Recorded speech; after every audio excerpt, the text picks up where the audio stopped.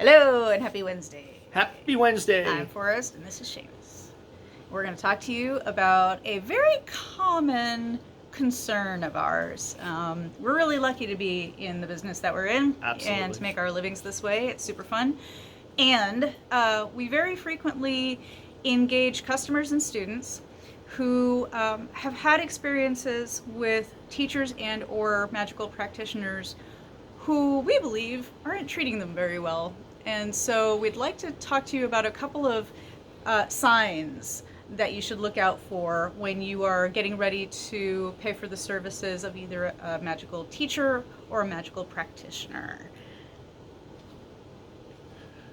It comes down to if someone is empowering you or if someone is a gatekeeper over stuff that you need.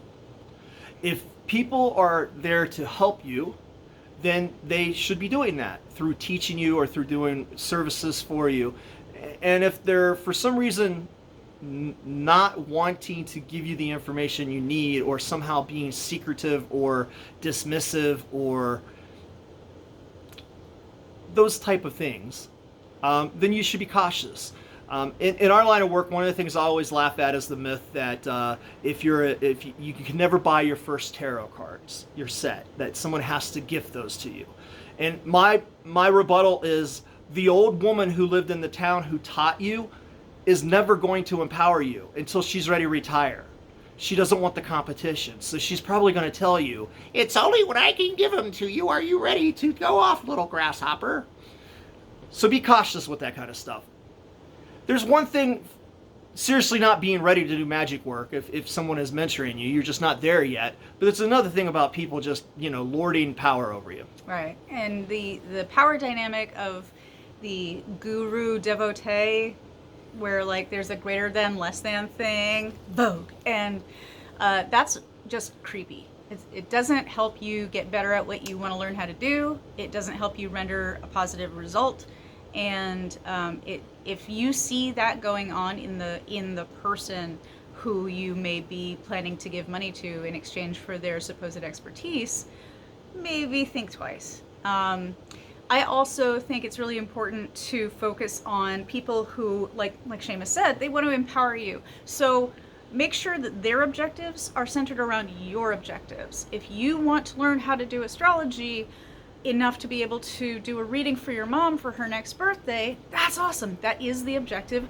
That is what the teaching should be based around. Or if you happen to be joining a class of multiple learners, make sure that the class has room for your objectives and your priorities in taking on this area of study.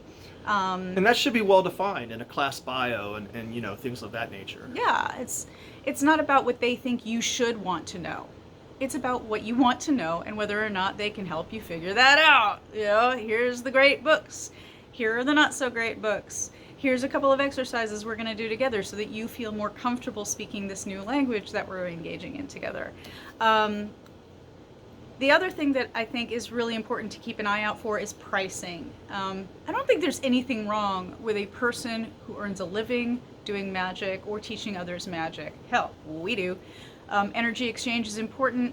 If it needs to be a trade or a barter thing, cool.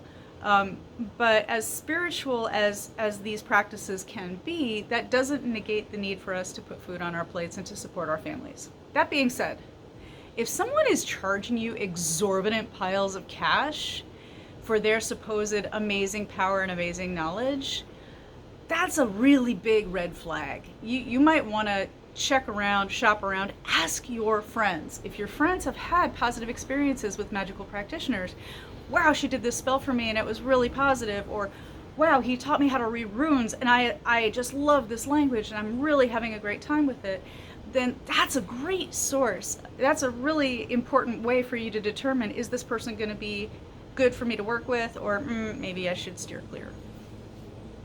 Yeah, and with services, again, it's not for us to judge how much someone charges. One heart surgeon may charge $1,000, one may charge $10,000. But it's up to you to decide who you want to work with. There is this thing that I find interesting where it's multiple sessions. If somebody wants to do multiple sessions with you, let's say you feel like you've been jinxed and you need help with that, and they want to continuously, $1,000 a month over the course of 9 months, that might be something to think about. Now, it may not be, because I mean, you wouldn't bat an eye to spend that kind of money on therapy, and at the end, if it's the same result, and it somehow gets you where you need to be, maybe that's okay. But maybe it's not. Maybe you need to look at that.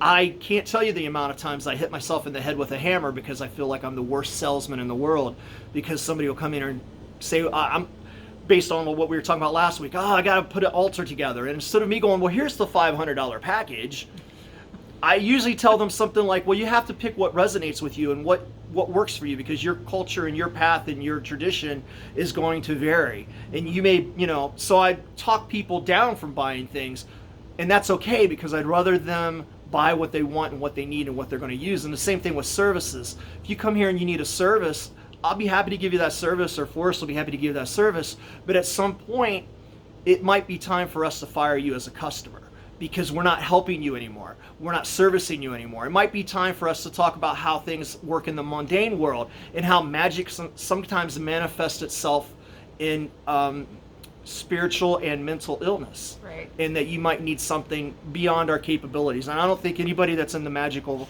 practice should be offended by somebody saying, I can't help you any longer. Right. And that's an important boundary to determine.